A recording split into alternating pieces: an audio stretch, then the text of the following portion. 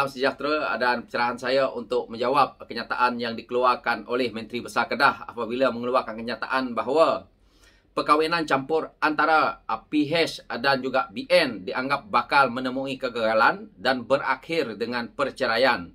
Kenapa beliau berkata seperti itu? Kerana beliau kata PH dan BN akan berebut kerusi, pembahagian kerusi akan menjadi sukar. Kerusi majoriti Melayu, tentulah BN hendak dan untuk menentang PAS dan bersatu. Itu kata beliau. Jadi daripada sisi yang saya lihat kenyataan yang dikeluarkan oleh Menteri Besar Kedah ini, bahawa beliau tidak membuat analisa sepenuhnya ataupun hanya sembang sembrono sahaja. Sebenarnya, rahsia politik di negara kita ini, kekuatannya adalah berada di tangan Pakatan Harapan dan juga Barisan Nasional hari ini. Jika dua komponen besar ini boleh bergabung, maka parti-parti lain tidak akan boleh lagi mencari makan. Percayalah, sebenarnya inilah formula yang paling ditakuti. Inilah satu gabungan yang sebenarnya ditakuti oleh pimpinan-pimpinan Melayu yang berada di parti lain. Seperti PAS dan juga Bersatu ini. Dan akhirnya dia mengatakan bahawa PH dan juga BN akan berebut kerusi ataupun ada isu di pembagian kerusi. Sebenarnya tidak banyak dibandingkan isu kalau BN bergabung dengan PN.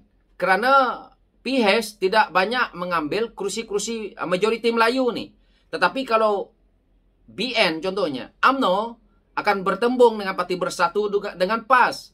Jadi sekarang ini, kalau kita bergabung, ada coalition yang baik, maka UMNO akan bertanding di kawasan majoriti Melayu, maka PKR dan DAP di kawasan yang separa Melayu dan Cina, begitu juga dengan PKR dan juga Amanah, maka dia menjadi satu igawan ngeri kepada Parti Perikatan Nasional. Dan mereka akan jadi pembangkang sampai ke bila-bila. Ini sebenarnya yang mereka takut.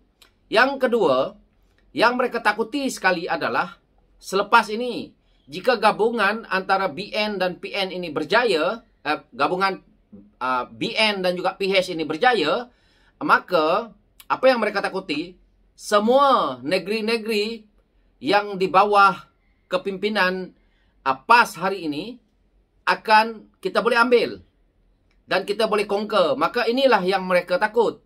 Jadi tidak ada isu di sini kerana kita tahu, contoh di Kedah, jika gabungan PH dan BN itu cantik dan berjaya, maka tumbanglah kerajaan negeri Kedah itu dan akhirnya diperintah oleh gabungan parti iaitu BN dan PH.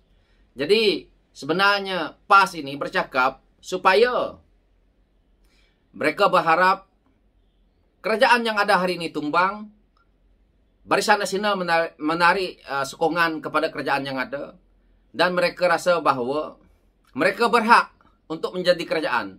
Kenapa mereka takut sangat? Kerana kita tahu, kalau kepimpinan pusat mereka dapat jadi kerajaan, maka mereka berharap peruntukan besar kepada negeri-negeri yang ada di bawah kepimpinan mereka. Dan akhirnya kita tahu bahawa ketirisan besar juga akan berlaku, tetapi tidak memberi manfaat. Kita ambil contoh, apabila kerajaan mereka memerintah, apabila kerajaan pintu belakang itu dibuat, kerajaan pimpinan PAS tidak mengambil kesempatan yang baik untuk mereka memajukan negeri mereka dengan ekonominya, tetapi apa yang pemimpin PAS, pemimpin Bersatu buat? Mereka mengambil kesempatan, mengayakan diri mereka sendiri. Dan kita tengok, projek-projek direct nego berleluasa dikeluarkan oleh Perdana Menteri waktu itu, Tan Sri Muhyiddin Yassin, dengan menggunakan alasan COVID. Jadi kalau hari ini, mereka nak jadi kerajaan lagi, maka banyak yang tertindas. Kita tahu, melibatkan isu Sabah dan Sarawak, melibatkan banyak negeri. Dan kita tengok apa yang Tan Sri Muhyiddin Yassin buat. Apabila pembangkang tidak mendapat peruntukan ahli-ahli parlimennya. Tetapi hari ini kita tengok sampai ke Menteri Besar Kedah sendiri pun mempersoalkan isu ini. Sedangkan dia hanya adun. Begitu juga kita tengok pimpinan PAS yang menjadi ahli parlimen sibuk dengan meminta peruntukan, tetapi mereka menindas Parti Pakatan Harapan sewaktu menjadi pembangkang. Tak payah itu, pimpinan Barisan Nasional sendiri pun ramai yang tidak mendapat peruntukan. Jadi, adilkah kepimpinan Perikatan Nasional ini? Yang menjadi ketakutan mereka hari ini adalah sebenarnya apabila PRU ataupun PRN ini nanti, maka kerusi-kerusi Melayu ini tadi akan ditandingi oleh dua parti yang bergabung hari ini, yang mana kita tahu kerusi yang melibatkan PN dan juga melibatkan Bersatu dan juga PAS ini tadi akan kita letak Parti Amanah dan juga Parti UMNO untuk melawan mereka yang separa ini, yang separuh-separuh Melayu dengan ni tadi PKR dan juga DAP ataupun parti-parti komponen Barisan Nasional yang lain. Jadi kepimpinan yang ada dalam Perikatan Nasional lebih parah kalau kita lihat. Jadi dia nak memecahkan kerajaan yang ada hari ini dengan menyebut bahawa PH dan BN akan menemui jalan kegagalan dan berakhir dengan perceraian. Kerana mereka nak cepat kerajaan yang ada hari ini tumbang dengan harapan mereka nak mengambil alih. Tetapi kita tahu kerajaan Perikatan Nasional yang lalu telah pun banyak kerosakan-kerosakan dalam negara ni mereka telah buat. Perikatan Nasional, apabila kita lihat mereka tubuhkan kabinet bayangan mereka, kita boleh lihat